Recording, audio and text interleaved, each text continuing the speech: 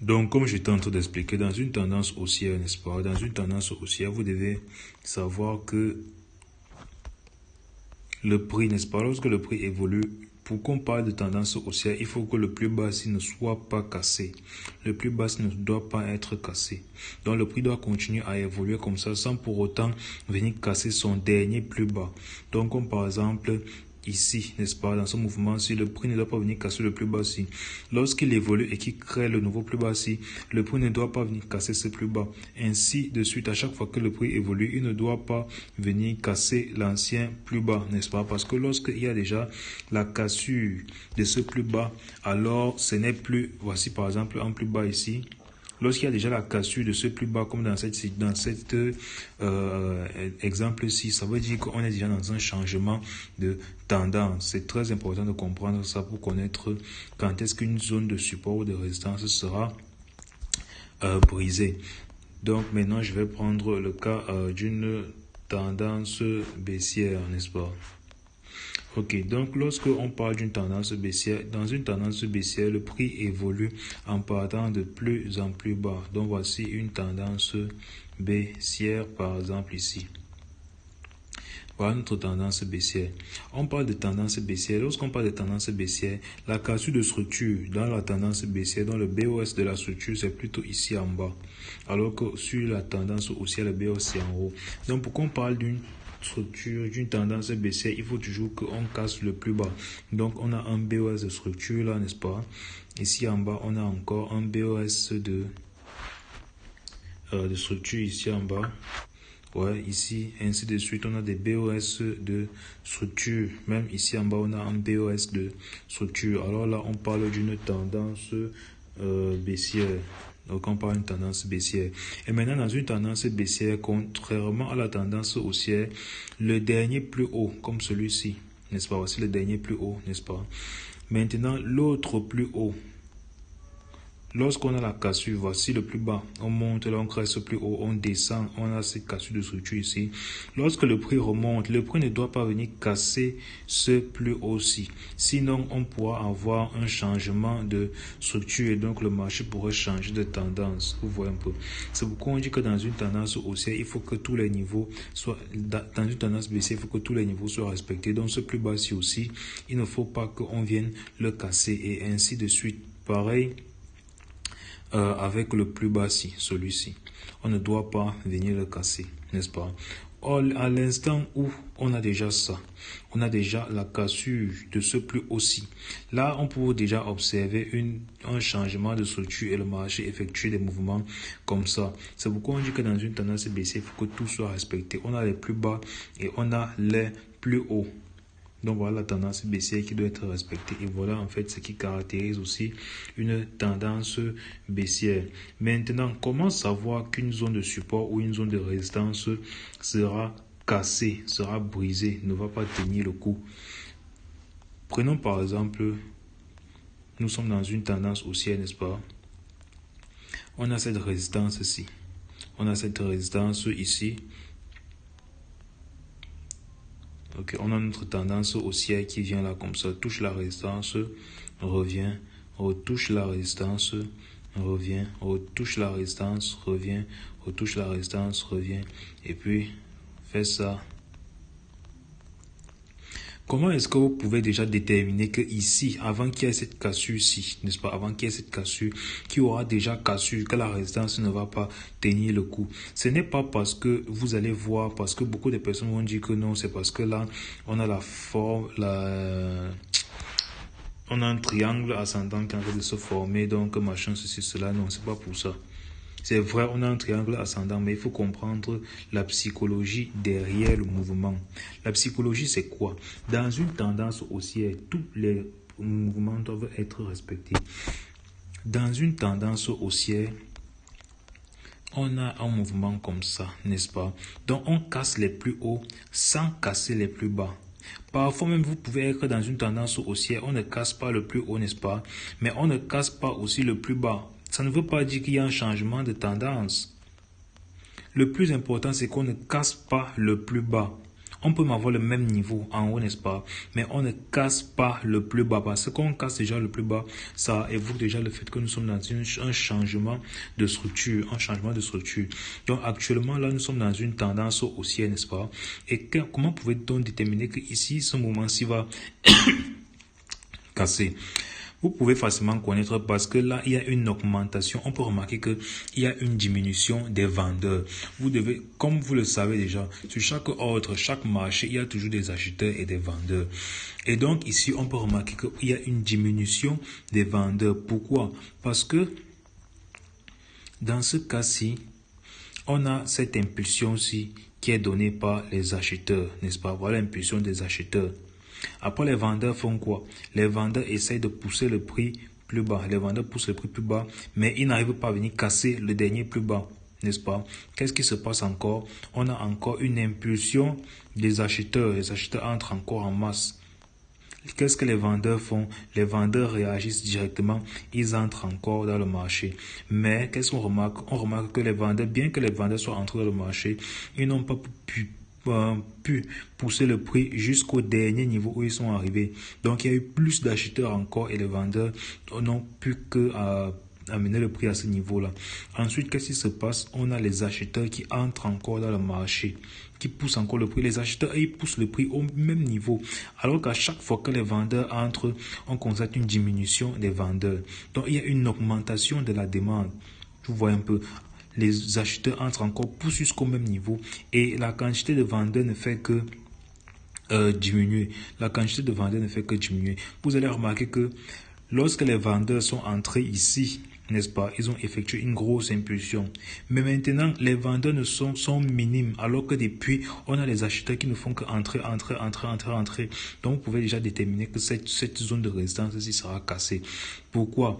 Parce que bien qu'on respecte les plus hauts, n'est-ce pas, bien que les plus hauts soient au même niveau, on n'a pas eu de cassure de plus bas. Ça veut dire qu'ici, il y a plus d'acheteurs qui ne font qu'entrer et que probablement, n'est-ce pas, lorsque les petits vendeurs qui restent là, donc ceux qui ont créé ce petit mouvement baissier-ci, lorsque ces petits vendeurs vont décider d'abandonner le marché, le mouvement va partir à la hausse avec une impulsion très forte parce que tous ces acheteurs-ci n'ont fait que pousser le prix de plus en plus haut, n'est-ce pas? Ils n'ont fait que pousser le prix de plus en plus haut. Et ces petits vendeurs ne faisaient que maintenir le prix parce qu'ils voulaient pousser le prix. Mais on a constaté qu'il y avait une diminution, n'est-ce pas, de la quantité des vendeurs. Et donc, les acheteurs ont pris la main sur le marché. Si vous essayez de regarder, lorsque je vous ai dit, dans une tendance haussière, il faut toujours que les plus bas soient respectés. Voici un plus bas ici qui était respecté, n'est-ce pas? On n'a pas eu la cassure de ce plus bas. Ici, on n'a pas eu la cassure de ce plus bas. On n'a pas eu la cassure de l'autre plus bas ici. Et ainsi de suite, on n'a pas eu la cassure de ce plus bas aussi ici. Vous voyez que toutes les conditions de la tendance haussière sont respectées. Pourquoi voulez donc vous vendre lorsque le marché arrive sur cette résistance-ci? Beaucoup vont se positionner là, ils vont dire que non, le marché est en train de réagir, ça veut dire que ça accumule pour vendre. Non, les vendeurs sont juste en train de décider de diminuer et les acheteurs sont en train de prendre la main sur le marché. Et lorsque les acheteurs vont dominer les vendeurs, lorsqu'il y aura la cassure de cette résistance, si les vendeurs vont décider d'abandonner une fois le combat, les acheteurs vont propulser le prix à la hausse. C'est pourquoi après chaque cassure, donc lorsqu'il y a une consolidation, le prix part brutalement à la hausse. Cas concret. Voici un cas concret ici. Qu'est-ce qu'on peut remarquer ici? On peut remarquer que les acheteurs, n'est-ce pas, ont poussé le prix. Commençons d'abord par ce niveau-ci. Les acheteurs, n'est-ce pas, ont poussé le prix jusqu'à cette résistance-ci. Les vendeurs sont entrés. Ensuite, les acheteurs ont repoussé le prix vers le plus haut. N'est-ce pas? Ces acheteurs qui sont entrés, ces vendeurs qui sont entrés ici n'ont pas pu casser le dernier plus bas ici. Donc maintenant, les acheteurs ont poussé le prix vers le haut. On a cette légère accumulation ici. Après, le prix est descendu. Mais malgré qu'il soit descendu, il n'a pas cassé le dernier plus bas. Et les acheteurs sont encore entrés. Donc, psychologiquement, on doit déjà comprendre que ici, dans ce marché-ci, on arrive, on n'a pas cassé le plus bas ici, on n'a pas cassé le plus bas ici. Et maintenant, le prix est en train de repartir et il n'a toujours pas aussi cassé le plus bas ici. Alors que ça veut dire qu'il y a plus d'acheteurs et nous sommes toujours haussiers dans cette tendance-ci. Et vous pouvez donc dire que lorsqu'il y aura la cassure de cette structure-ci, je vais directement me positionner. Et qu'est-ce que vous faites? Directement après la cassure, vous vous positionnez peut-être quelque part ici. Parce que vous connaissez déjà que le marché est haussier. Donc, vous positionnez là votre stop quelque part ici en bas, n'est-ce pas? Et vous partez chercher même un risque ratio de 2 quelque part ici. Un risque ratio de 2. Quelque chose comme ça. Et vous avez votre TP. Donc, c'est comme ça qu'on détermine qu'une zone sera cassée ou pas. Aujourd'hui, par exemple, il y a eu cette opportunité-ci. On peut remarquer ici, n'est-ce pas, que nous étions sur une résistance. Le prix est venu jusqu'ici, après les vendeurs sont entrés. Mais les vendeurs n'ont pas pu pousser le prix jusqu'au plus bas ici. Et qu'est-ce qu'on remarque? Le prix ne fait que partir de plus en plus haut, de plus en plus haut, de plus en plus haut, de plus en plus haut. Donc, il continue d'effectuer des hauts de plus en plus haut sans casser le dernier plus bas. Il continue d'effectuer des hauts de plus en plus haut. Et après, forte impulsion. Et nous avons pris cette opportunité aujourd'hui. Ok. Donc maintenant, vous connaissez déjà comment savoir qu'une tendance haussière sera brisée. Donc maintenant, on va prendre le cas d'une tendance baissière. C'est pratiquement la même chose, le cas d'une tendance baissière aussi.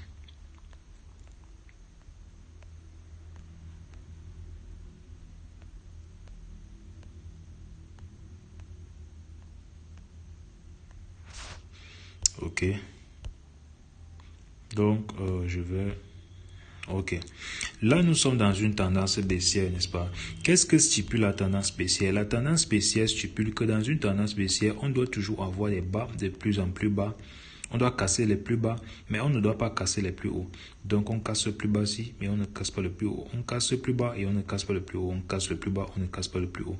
Même si on ne casse pas le plus bas, n'est-ce pas? On peut arriver au même niveau que le plus bas, comme ici, c'est le même niveau. Mais on ne doit pas casser le plus haut. On arrive là, on ne doit pas casser le plus haut. Donc, quelque chose comme ça. Voilà la tendance baissière. Même si on ne casse pas le dernier plus bas, il ne faut pas qu'on casse le plus haut. Parce que lorsqu'on casse le plus haut, ça évoque déjà un changement de structure du marché, n'est-ce pas? Ça veut déjà dire qu'il y a plus de vendeurs, d'acheteurs qui entrent dans le marché. Dans ce cas-ci en particulier, qu'est-ce qu'on peut remarquer? On peut remarquer ici que le prix est descendu jusqu'à ce support et puis les acheteurs sont entrés en masse. Donc on peut dire ici que les vendeurs, n'est-ce pas, ont poussé le prix jusqu'à ce niveau. Et qu'est-ce que les acheteurs ont fait? Les acheteurs sont entrés et ils ont poussé le prix plus haut.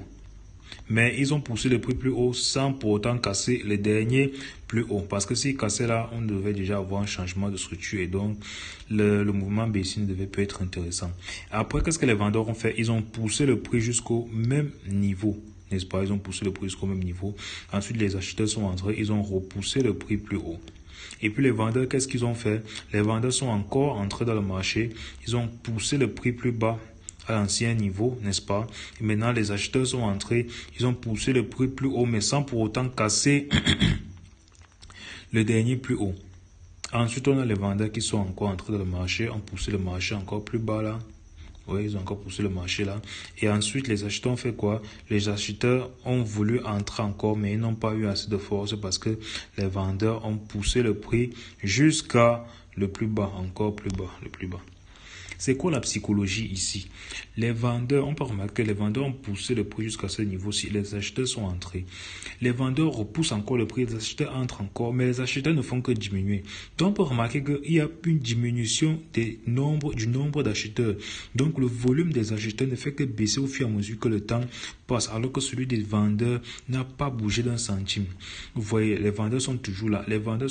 Ils sont toujours là, prêts à pousser le prix plus bas pour que les acheteurs ne prennent pas la main sur le marché.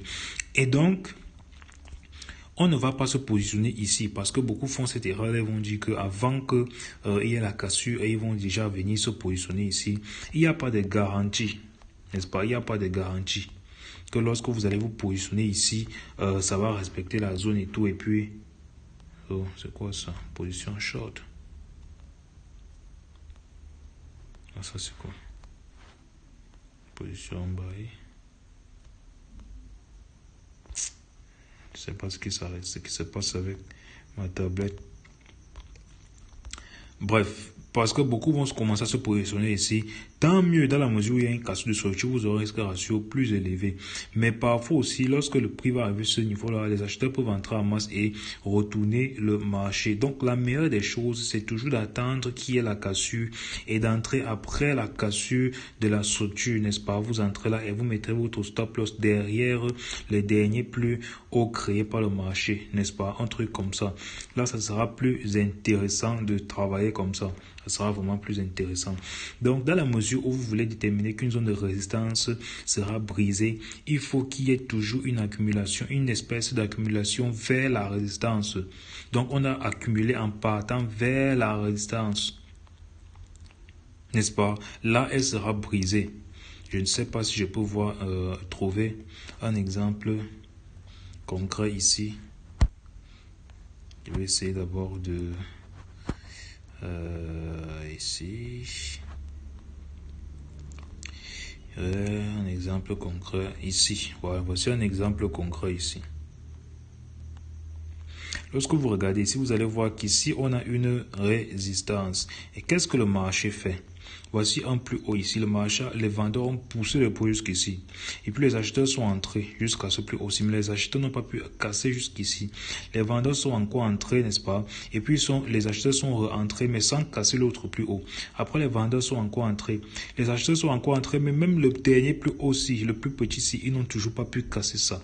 Donc, c'est ce qui annonçait déjà la cassure. Et comment profiter de cette opportunité? Vous attendez juste qu'il y ait la cassure du dernier plus bas. Donc, lorsque le prix arrive quelque part ici, là vous pouvez entrer là avec votre stop là et on va juste TP la résistance et boum, une fois vous avez votre TP facilement.